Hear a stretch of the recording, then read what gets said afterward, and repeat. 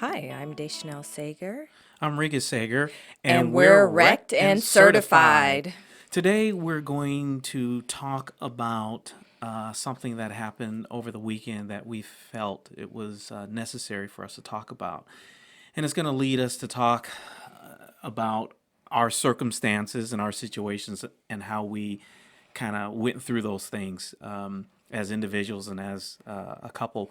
But obviously, we heard of the tragic news of Kobe Bryant and his daughter and the others that were on the flight headed to I guess, a travel basketball game.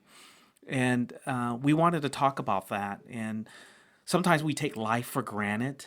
I can only imagine what was going through his head, getting prepared, getting ready to go on this event, to go check out this game, packing up, saying goodbye to his other children, his wife, and then the tragic situation happened. And so we wanted to kind of talk about not so much about his event, but how sometimes we can take life for granted. And not to say that he took his life for granted. That's not what we're saying. But we never know when that moment will come when the grim reaper or our number is up and it's time Yeah. for us to face that reality. So that's the reason why we wanted to kind of share and talk about that. So I know today we were scheduled to talk about our foundation, where we started, but we're going to set that aside. But first of all, we want to start to say our condolences to the families and friends of those loved ones that they had that passed away on yesterday. Hmm. And we want to talk about one thing that's crucial. Sometimes death, life and death, brings about certain things and it brings about perspectives. And sometimes you do a self evaluation as far as, hey, what does it look like when I approach that time? And as far as we know, we don't know that day nor that time when we're going to approach that. So we want to talk about forgiveness and preparing ourselves for those days. And not saying that, those loved ones didn't have everything squared away with people that they love or anything like that. But that's one of the crucial things that a lot of us hold and we harbor within. And we carry around unforgiveness. And that's one of the main things that you need to get straight and get right. We're among the living, so let's get our stuff in order while we're with each other.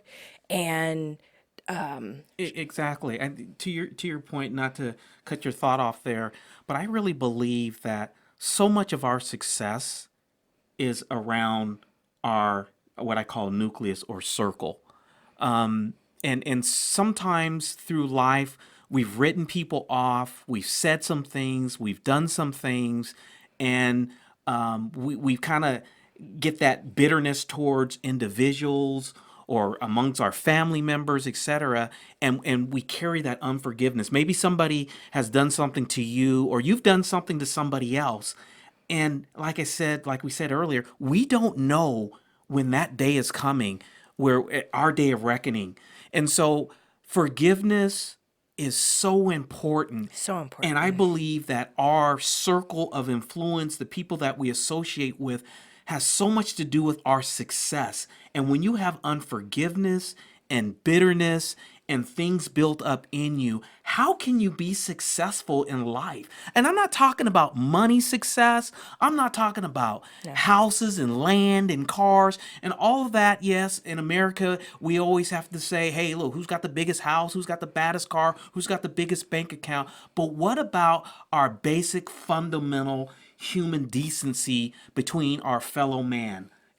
Treating each other with respect and dignity, and just being nice. And I think sometimes that's discounted because it's always about the hustle and the bustle and getting this and getting that. And yes, we want to be successful, we want to have the nice things too Yes. as well, but at the same token, I really believe that unforgiveness or not forgiving somebody has a whole lot to do why you can be successful or why you're not successful, because a lot of it has to do with your circle of influence and who you deal with.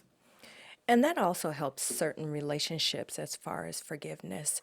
Um, you may harbor that and carry those hurts along with you, and it prevents you from, as you stated, Bib, being successful because it just affects your overall relationship with others.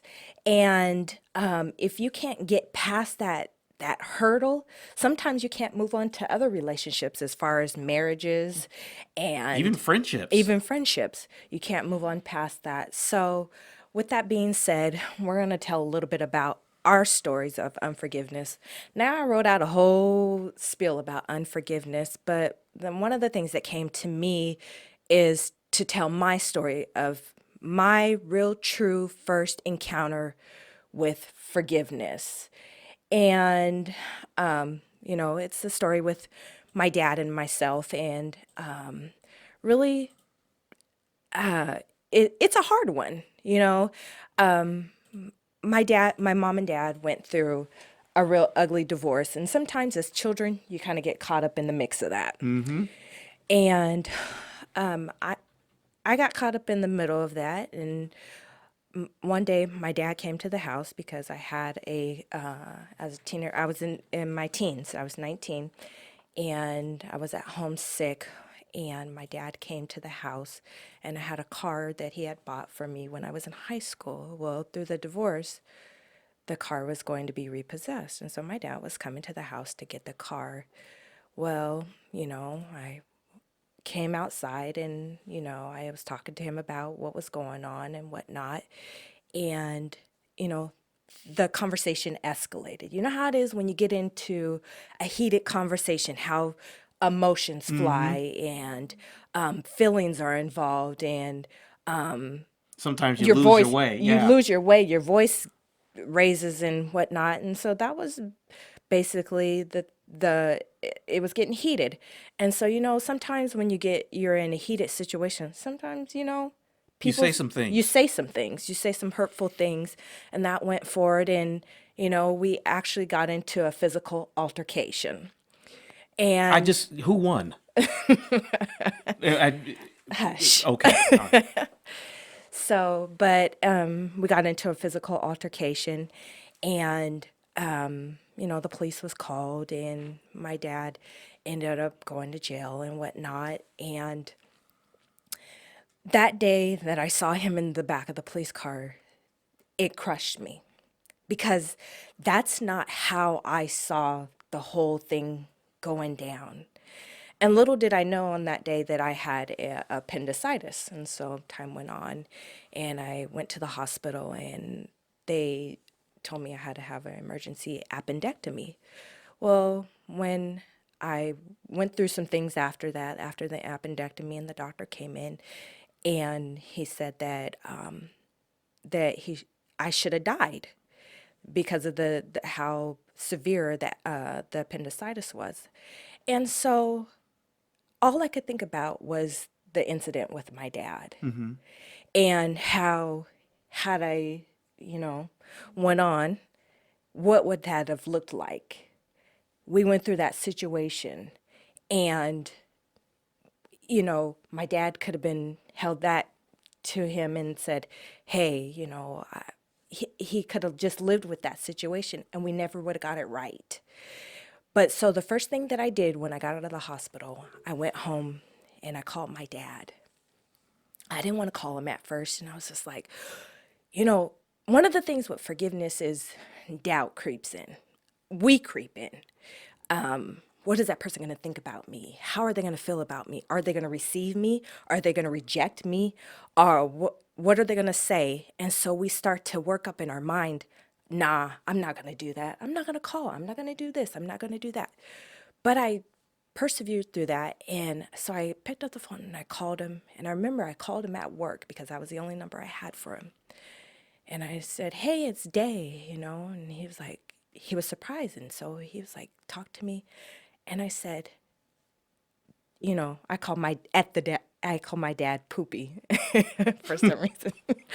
But I said, hey, Poopy, I just want to call you. I want to let you know I'm out of the hospital, and I want to let you know that I'm sorry. And he said to me as well, he goes, Day, I'm sorry, and I meant for that to never happen.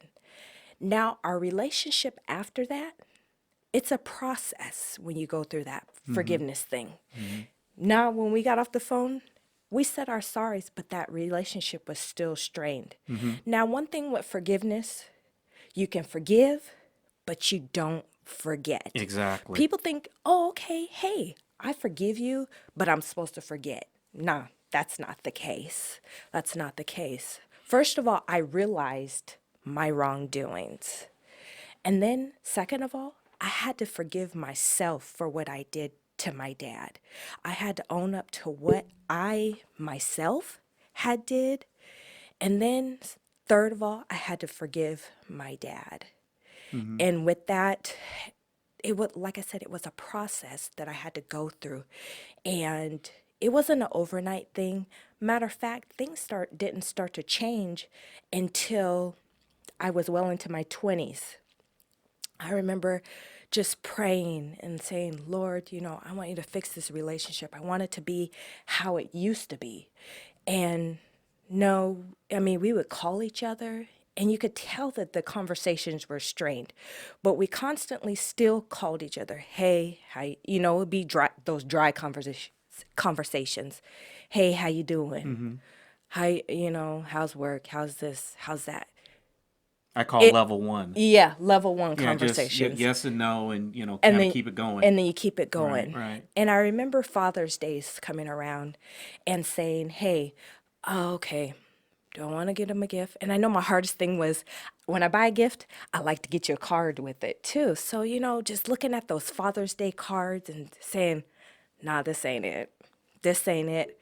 But I remember praying and asking God to heal that relationship. And it wasn't until well into my 20s. I was 26 when I had my son. And like I said, death and life bring about certain things. And it wasn't till after I had my son that the relationship began to turn and how, my stepmom began to come into that relationship and how the relationship began to evolve. And I'll never forget on that day that my son was born, my dad came to the hospital. And again, one, he asked my mom for forgiveness in their relationship. Two, he again apologized to me. And then, like I said, we introduced, his wife, my stepmom, into the relationship, and things begin to evolve. And today, we're in a better place. We just went on a trip to Hawaii together to celebrate my stepmom's 60th anniversary, but it was years that it took to heal and mend that relationship.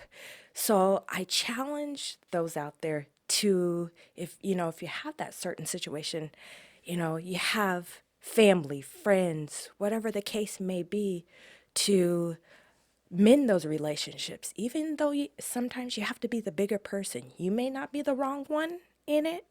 You may be the offender, but take the time to step out and approach those people. So I have a couple questions for you. You said it's a process.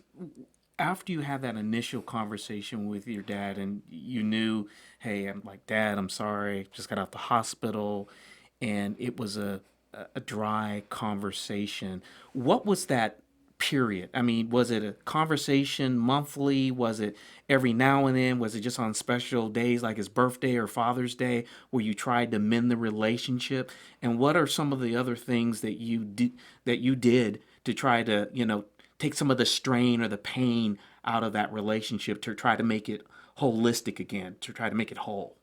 I know it was a every now and again where, I wouldn't call him on a weekly basis, but it would be a sporadic, just, hey, let me just call him, see how he's doing. Or he would call me, see how he's doing.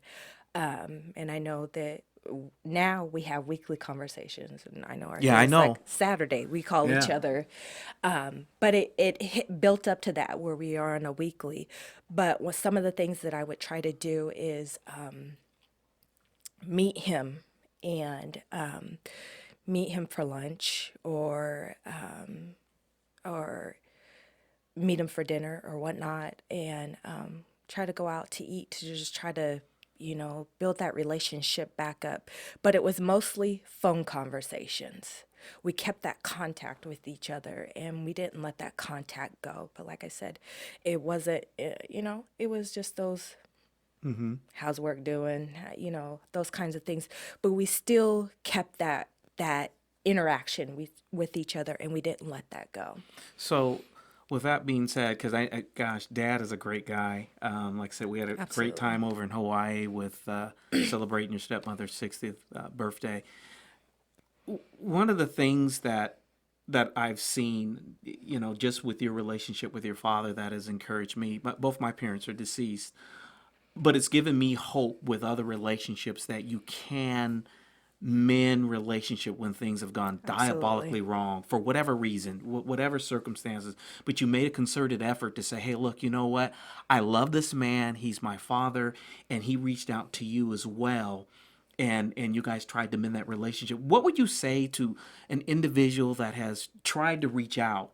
Maybe they're not the offender. Maybe they've been offended, um, and they're struggling with that, and they're still kind of stuck in that situation, and they would like to have some wholeness, and they would like to see them move beyond where they are, but for whatever reason, it's not going anywhere. What would you say to that individual that is kind of stuck in the middle, if you will? Well, I would say to that is that there's all different types of forgiveness, and depending on the hurt or if there was a trust issue. I know a lot of times that people mix trust and forgiveness together, which are two separate issues. Trust and forgiveness, two separate things, I meant to say. But whether it's someone's trust that's been taken, I think that as far as that, first you have to work on the forgiveness. And sometimes, if you're going to forgive somebody, depending on how you feel about the situation, if you feel like you can trust the individual again, then move forward with the relationship. But if it's a situation where you feel like you can't trust the individual, then you guys need to decide to, hey, I'm going to forgive you, but we need to just move our separate ways. And that's basically how I feel about that. So what you're saying, in other words, if this individual has tried to reach out and try to mend this other or amend the situation, and this other party is not willing to move forward, your suggestion is hey, look, as long as you feel good about, hey, I've reached out, I've tried, then it's time to, in other words, kind of cut bait, move on, and just say, hey, look, they're not at a point. Not to say they won't be at a point in the future, but right now they're not at that point. Is that Yeah, yeah. kind of what? I feel Okay. like that they may not be at that impasse, and some people may not. Some people's maturity levels are, to me, are different. You may be at a maturity level where you can feel like you can move on with the relationship. Some people can be a little less mature and say, hey, I'm not ready to move on with it, where they're harboring. They still want to hold on. But guess what? The ball's in their court when they have that. But you did your job as far as the forgiveness. Hey, if you choose to hang on to that, then that's on you. I'm going to try to still reach out to you. Still, I'm going to love you, but I'm going to love you from a distance. Exactly. Long handled spoon. Yeah, exactly. The long way. Well, one of the things that, since we're talking about forgiveness today, I had a situation that happened to me in one of my previous relationships. I got married to this individual, and he was the best man in my marriage. And we had developed a very strong bond. We went out to dinner with our wives and went places and did things together. We were buds, and we worked together for almost 15 years at a previous company. And we just, for whatever reason, we just clicked. You know how some people you get around and Yeah. there's some commonalities where you just blend and everything just kind of falls right. Yeah. And that's what happened with he and I. He was, like I said, the best man at my wedding. Well, about 2 years into my marriage, I noticed that there were some things going on. I couldn't put my finger on it, but I just knew that something was going on in my marriage. And so I confronted her and said, hey, what's going on with, we're not clicking. We're not flowing. We're not vibing anymore. and it was like, oh, I'm kind of going through some things. You just bear with me, et cetera, et cetera. And I'm a type of individual where I'll kind of like, okay, I'm gonna let it roll. You're I'm gonna not let gonna it ride. I'm press. not gonna press. But then when I start seeing other things pop up, I pressed again and inquired again. And um, time went on. This was in year number 5. I noticed that some things were going on again, and I'm like, hey, what's going on? I'm just not happy. And I'm like, good Lord, not happy. You don't work. You don't. You don't. I mean. And you say I gotta go to work. And well, I'm sorry. It's a trust issue. And anyway, no, I'm kidding. So no, seriously, it was just like I'm like, gosh, I'm paying all the bills. You don't work. You're at home. You do what you want to do. Things are getting taken care of or whatever. But I'm not happy. And so I'm like pressing her on it, and come to find out, the truth comes out. And there was unfortunately some infidelity, and I found out it was my best bud. That Ouch. took me to the moon and back, and I was so devastated at that point. And so I had all these hurts going on, and I was Absolutely. so I went to her, and I said, okay, here it is what it is. Lay all the cards down the table. I said, okay, let's go get counseling. Let's go get this. Let's work on the marriage. She was like, no, I want out. And so I'm like, wow, okay, so that didn't work. I'm bankrupt there. I'm hurting. Everything is going wrong, and so I reached out to my You lost a bud. wife and a Yeah. friend. I reached out to my bud, and I was like, hey, dude, is this true? He's like, yeah, I didn't have the heart to tell you. And I'm like, dude, and he was coming over to my house. We're going out to lunch. We're, I'm, we're doing all these things together as a couple, and then you drop a bombshell on me. And so that took me a long time to get over. And he reached out to me, and I just said, hey, dude, I don't want to have anything to do with you. I just want to just say, hey, look, it's cool. I moved on. I work at another company. You're retiring. It's all good. We're just going to kind of keep it, moving. Keep it moving. And I'm going to be honest with you. That was tough for me because we were such good friends, even prior to me getting married. And he's still married to his wife, and I go through what I experienced and end up getting divorced. But the good news is I found Captain here, and she's been a godsend. But with that being said, I had written him off.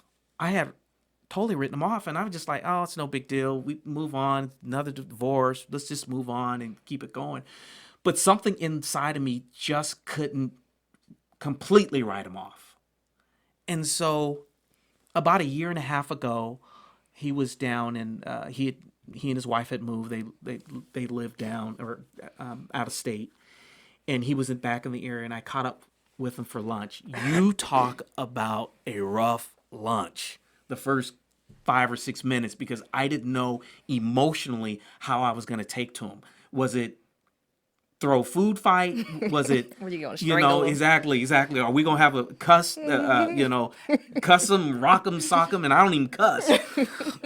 But what was that gonna look like? Yeah. And so I walked. Well, I walked in the restaurant. I was like, well, I got to be dignified because I ain't going to jail for nobody. You had all your walls up, all your exactly. defenses I up. was like, okay, let me see how this is gonna go. And then we started sitting down, and we started kind of reminiscing back in the day, and we really didn't bring up the situation about the harm that he had caused me.